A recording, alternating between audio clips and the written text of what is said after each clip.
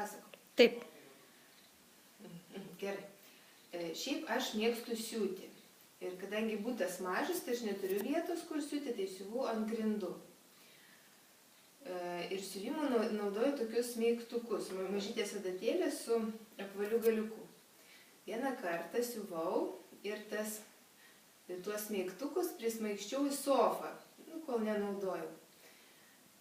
Padariau tą darbą, kurį norėjau, suruošiau visus daiktus, kad padėti vietą ir skaičiuoju, kad vieno smeigtuko trūksta. O aplinkui vaikščioja Stepanas, kuriam tuo metu buvo kokių 10 mėnesių. Tai aišku, pirma mintis, kad Stepanas smeigtuko suvalgė. Nu ir ką daryti? Pradžiai buvo toks jausmas, kad ne, to negali būti.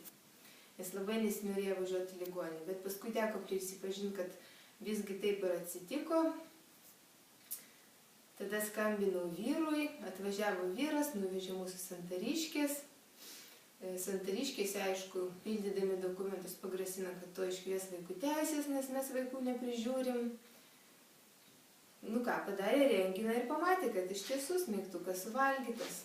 Labai išsigandau, kad reikės dabar daryti operaciją ir perpjauti visą pilvą.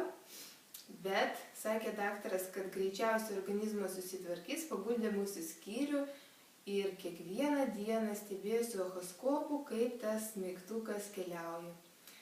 Tai va, po 2 dienų jisai iškeliavo laimingai, operacijos neprireikė, bet streso buvo daug.